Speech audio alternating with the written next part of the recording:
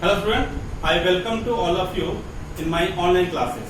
Student, this video is about class 10 and this is my video number 3. Student, as you know we are discussing about database management system.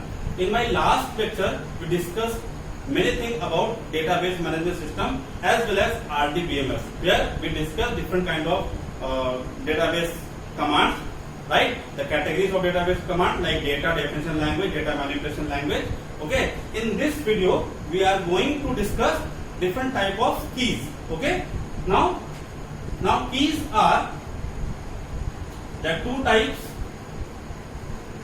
right?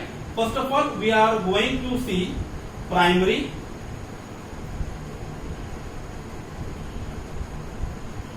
key and second one is foreign key,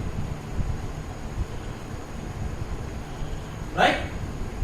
ठीक है, तो सबसे पहले हम क्या देखने जा रहे हैं, प्राइमरी की, एंड इसके बाद क्या देखेंगे, फॉरेन की देखेंगे. ठीक है, और इसके बाद जो हमारा वीडियो है बेटा, उस वीडियो में आपको मैंने प्रैक्टिकली, ठीक है, आपको बताया है एमएस एक्सेस का यूज करके कि कैसे हम किसी टेबल पर प्राइमरी की लगाते हैं और किसी टेबल पर कैसे हम फॉरेन की इंप्लीमेंट करते हैं. तो पहले समझते हैं ये प्राइमरी की और फॉरेन की है क्या.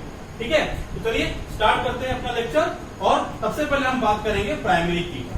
ठीक है, तो बेटा प्राइमरी की होता क्या है. प्राइमरी की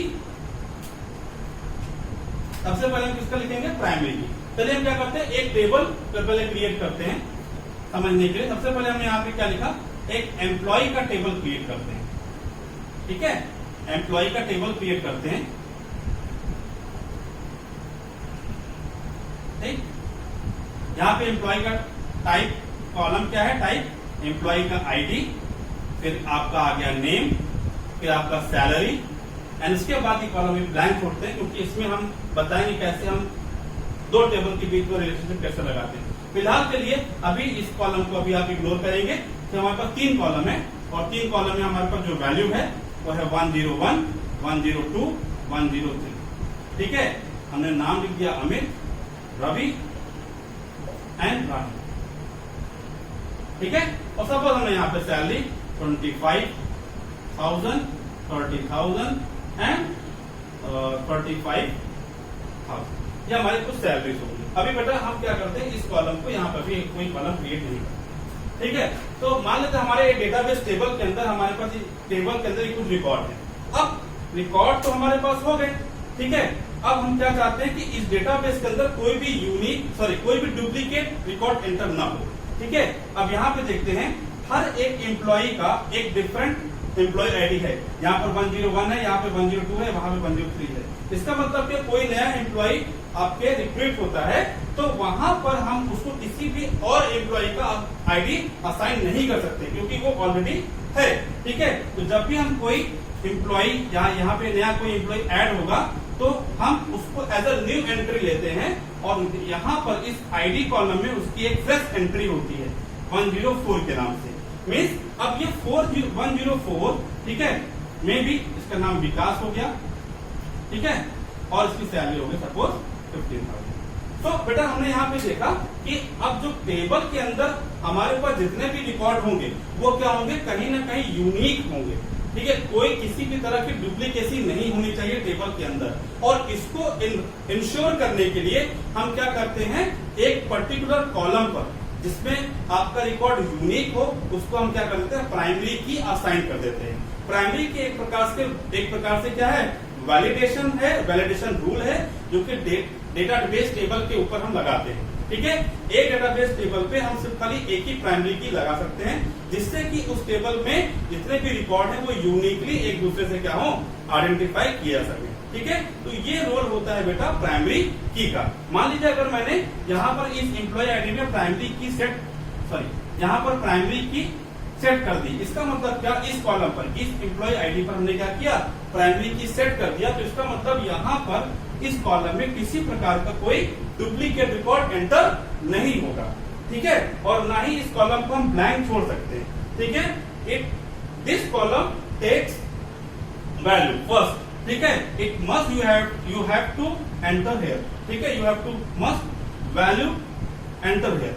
ठीक है, तो यहाँ पर ये जो कॉलम होगा ब्लैंक नहीं होगा. तो हमने सीखा प्राइमरी क्या करता है, किसी टेबल के कॉलम पर हम लगा देते हैं जिससे कि वो टेबल में जितने भी रिकॉर्ड है वो यूनिकली आइडेंटिफाई किए जा सके। अब इसके बाद जो हमारा नेक्स्ट हमारे पास जो आता है कीज आती है, उसको बोलते हैं हम लोग फॉरेन की बोलते हैं। अब फॉरेन की क्या होता है बेटा, अब उसके लिए हम एक और टेबल बनाते हैं। जैसे मान लेते हैं हमने एक टेबल बना दिया, टेबल का नाम हमने लिखा डिपार्टमेंट आईडी एंड यहां पे हमने लिख दिया नहीं। अब हमारे पास कुछ वैलिड डिपार्टमेंट है like D01, D02, D03, D04। ये हमारे HR, IT, sales and marketing, ये हमारे क्या है, कुछ वैलिड डिपार्टमेंट है। और ये जो रिकॉर्ड स्टोर है किसके अंदर, डिपार्टमेंट टेबल के अंदर ये रिकॉर्ड स्टोर है। अब इसमें भी हमने क्या लगा दिया है, प्राइमरी की, जिससे क्या हो, इस कॉलम के अंदर, यहाँ पे कॉलम क्या एट्रीब्यूट कौन सा है, डिपार्टमेंट आईडी, और नेम हमारा क्या है एट्रीब्यूट, हमने पहले इसके पहले लेक्चर में देखा है कि इस कॉलम पर कोई भी डुप्लीकेट रिकॉर्ड एंटर ना हो, इसलिए हमने क्या लगा दिया, प्राइमरी की लगा दिया बेटा। अब प्राइमरी की लगाने के बाद यहाँ पे किसी प्रकार की क्या डुप्लीकेसी नहीं होगी, ठीक है। इसका मतलब क्या, अगर मैं कोई नया डिपार्टमेंट यहाँ पर असाइन करूं, ठीक है, और यहाँ पर मैं लिखूं D05, तो this primary key revoke me to enter this, sorry D04, okay, if I am trying to enter again D04 in this column, this primary key revoke me, ठीक है, it will remove me, you cannot enter the duplicate record here. So if I want to enter D05, simply it will take, अगर मैं यहाँ पे D04 की जगह या फिर इन चारों कॉलम, ये चारों वैल्यू के अलावा कोई और वैल्यू एंटर करूंगा तो इट विल टेक सिंपली, ठीक है। लेकिन अगर मैंने कोई डुप्लीकेसी एंटर की यहाँ पे, इट विल नॉट टेक। अब तो आपके पास क्या है, दो टेबल हो गए। क्या आप इन दोनों टेबल को देख के बता सकते हैं कि क्या कोई एम्प्लॉय किस डिपार्टमेंट वर्किंग है, क्या इन दोनों टेबल के बीच में कोई रिलेशनशिप लगा हुआ है जिससे हम आइडेंटिफाई कर सकें। देखिए यहाँ पर हम कह सकते हैं कि अमित का डिपार्टमेंट HR है या फिर रवि का डिपार्टमेंट IT है, नहीं, हम नहीं कह सकते। क्यों, क्योंकि इन दोनों टेबल के बीच में किसी प्रकार का रिलेशनशिप नहीं है, किसी प्रकार का रिलेशन नहीं है, ठीक है। अब दोनों टेबल के बीच में रिलेशनशिप मेंटेन करने के लिए हम क्या करते हैं, एक नए की का यूज करते हैं और उस की का नाम है फॉरेन की। अब देखिए फॉरेन की कैसे अप्लाई करते हैं। फॉरेन की बनाने के लिए ये बहुत जरूरी है कि जिस भी कॉलम को हम फॉरेन की बना रहे हैं वो पहले से कहीं प्राइमरी की हो, ठीक है, तभी उसका फॉरेन की होगा, अदरवाइज नहीं। तो हमने यहाँ पे क्या किया, हमने इस एम्प्लॉय टेबल में एक नया कॉलम ऐड कर दिया, डिपार्टमेंट आईडी, या फिर डिपार्टमेंट यहाँ पे आईडी पहले से है तो हम यहाँ पे एक कुछ कॉलम को नाम अलग रखते हैं ताकि आपको कंफ्यूजन ना हो। तो DEPT और यहाँ पे अंडरस्कोर आईडी लिख दिया, अब ताकि ये कॉलम यूनिक हो, ये कॉलम इस कॉलम से अलग हो जाए, ठीक है। अब हमने क्या किया, इस कॉलम को फॉरेन की बना दिया। अब बेटा फॉरेन की बनाते कैसे हैं, फॉरेन की बनाए कैसे, प्राइमरी की बनाते कैसे हैं, वो मैंने क्या किया, इसके बाद वाले जो वीडियो होगा उसमें मैंने प्रैक्टिकली MS एक्सेस का यूज करके आपको बताया है, ठीक है। तो आपको वीडियो YouTube पे मिल जाएगा। और एक और चीज, आपको मेरे वीडियोस को सब्सक्राइब कर लेना है ताकि आपको लेटेस्ट वीडियो जैसे मैं आपको अपलोड करूं आपको तक मिल जाए, ठीक। तो अब यहाँ पे हमने क्या लिखा, देखिए डिपार्टमेंट आईडी को हमने क्या फॉरेन की बना दिया। अब इसका मतलब क्या है भाई, जो भी अब डिपार्टमेंट आईडी यहाँ पे फॉरेन की बनाए, अब इसमें वही वैल्यूज आएंगी जो पहले से हमारे डिपार्टमेंट में है, इसके अलावा कोई भी वैल्यू इसके अंदर एंटर नहीं होगी। इसका मतलब D01 से लेकर D04 तक की वैल्यू यहाँ पे आ सकती है, भले ही डुप्लीकेसी क्यों ना हो, ठीक है। मैंने यहाँ पे D01 और D01 तीन जगह लिख दिया और एक जगह लिख दिया D04, ठीक है। हो सकता है ना एक डिपार्टमेंट के अंदर बहुत सारे एम्प्लॉय वर्किंग हो सकते हैं, जैसे कि मान लो एक टीचर्स डिपार्टमेंट है उसमें बहुत सारे टीचर्स हो सकते हैं, ठीक है। या अकाउंट डिपार्टमेंट, एक अकाउंट एक ही अकाउंटेंट तो नहीं होता है, एक कंपनी में बहुत सारे अकाउंटेंट होते हैं, और जैसे स्कूल में एक टीचर तो नहीं होता है, बहुत सारे टीचर होते हैं, ठीक। दूसरा यहाँ पर एक डिपार्टमेंट के अंदर बहुत सारे एम्प्लॉय, जैसे कि यहाँ पे HR D01 का जो डिपार्टमेंट नेम वो क्या है, HR है। इसका मतलब क्या, अमित, रवि और रानी, ये तीनों लोग कहाँ पे वर्किंग है, HR डिपार्टमेंट वर्किंग है, ठीक है। और विकास जो है वो किस डिपार्टमेंट वर्किंग है, मार्केटिंग डिपार्टमेंट में। इसके अलावा अगर मैं चाहूं कि यहाँ पर कोई नया डिपार्टमेंट एंटर करूं, D05 एंटर करूं तो it will revoke me, means foreign की विल रिवोक मी कि यार you cannot enter this record here. Why so? Because it is not exist in the parent table. Means ये टेबल हमारा क्या बन जाएगा, पैरेंट किसके लिए, इस टेबल के लिए, ठीक है। तो this table become a parent table क्योंकि इसका कॉलम हमने यहाँ पे प्राइमरी फॉरेन की सेट किया हुआ है। तो this table become child table, means ये जो टेबल होगा चाइल्ड होगा और ये टेबल क्या होगा, पैरेंट टेबल होगा, ठीक है। तो पैरेंट टेबल में वो रिकॉर्ड एग्जिस्ट नहीं करता है, यानी कि D05 यहाँ पे एग्जिस्ट नहीं है, तो इसलिए आप D05 यहाँ पे एंटर नहीं कर सकते। भले ही आप यहाँ पे कोई और रिकॉर्ड एंटर करें जो किसमें है, तो मैंने लिखा D03, इसको मैंने अपडेट करके लिखा D03। इसका मतलब क्या, D03 रानी एंड विकास दोनों किसमें है, मार्केटिंग वर्किंग है, और अमित और रवि ये दोनों किसमें वर्किंग है, HR में। तो इस तरह से हमने देखा, हमने टेबल के बीच में रिलेशनशिप मेंटेन कर दिया with the help of primary की, ओके, एंड फॉरेन की, ठीक है। तो प्राइमरी की का रूल क्या है बेटा, कि प्राइमरी की क्या करता है, एक डेटाबेस टेबल के अंदर सारे रिकॉर्ड को यूनिकली आइडेंटिफाई आप कर सकते हैं with the help of primary key, ठीक है। और दूसरा क्या होता है, फॉरेन की का मतलब क्या होता है, आप दो या दो ज्यादा टेबल के बीच में आपस में एक कॉमन कॉलम के थ्रू रिलेशनशिप मेंटेन कर सकते हैं, ठीक है। तो ये आज के हमने टेबल में देखा। इसके बाद जो एक और कीज हमारे पास है वो हम देखने जा रहे हैं, ठीक है। तो ये कंसेप्ट आई होप आपको समझ में आया। अब इसके बाद हमारे पास कुछ और कीज हैं जिसको हम समझते हैं ताकि जिससे आपका कंसेप्ट और क्लियर हो जाए, ठीक है, और क्लियर हो। तो अब हमने क्या, सबसे पहले हमने क्या देखा, प्राइमरी की देखा, प्राइमरी की। दूसरा क्या देखा बेटा हमने, फॉरेन की, फॉरेन की देखा, ठीक है। अब जो तीसरा है हम क्या लिखने जा रहे हैं, यूनिक, यूनिक की, ठीक है। ये यूनिक की क्या होता है। फिर चौथा क्या होगा हमारा, कंपोजिट, कंपोजिट। ये सारे बेटा डेटाबेस के टर्म्स हैं, ठीक है, कंपोजिट की। फिर हमारा आता है 5 ऑल्टरनेट,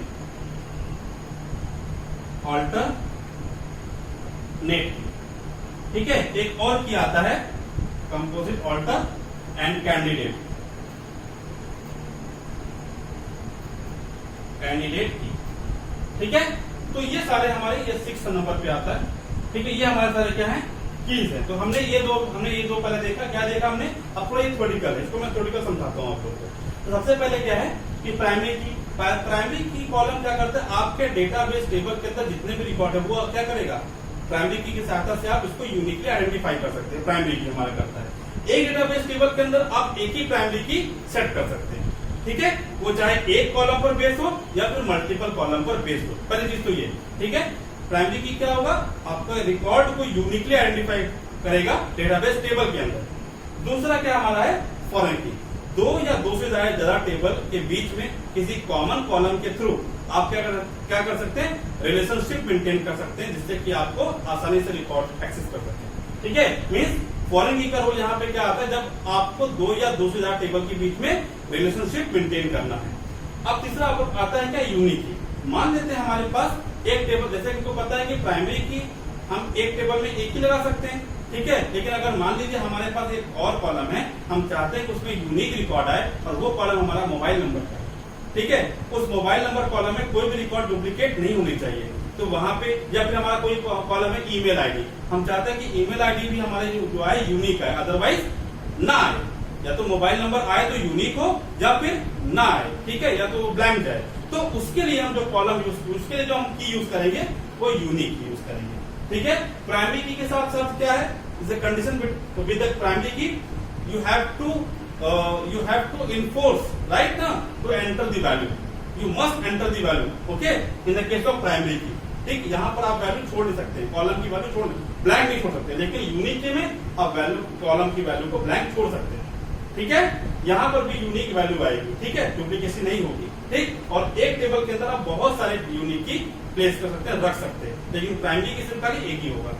अब आता है हमारा कंपोजिट की, ऑल्टरनेट की और कैंडिडेट की, ठीक है।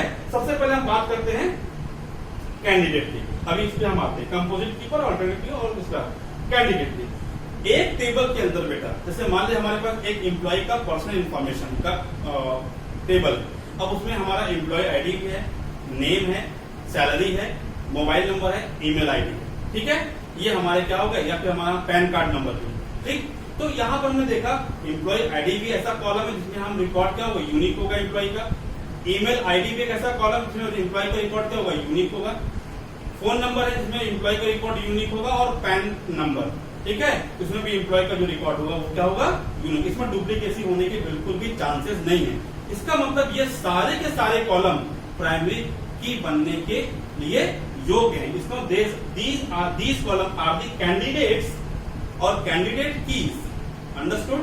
These column are the candidate keys to become a primary. Clear? ठीक है। जब एक या एक से ज्यादा कॉलम योग्य होते हैं प्राइमरी की बनने के लिए टेबल में, तो उसको क्या बोलते हैं, कैंडिडेट कीज बोलते हैं। उन सभी कॉलम को क्या बोलेंगे, कैंडिडेट कीज बोलेंगे, ठीक है।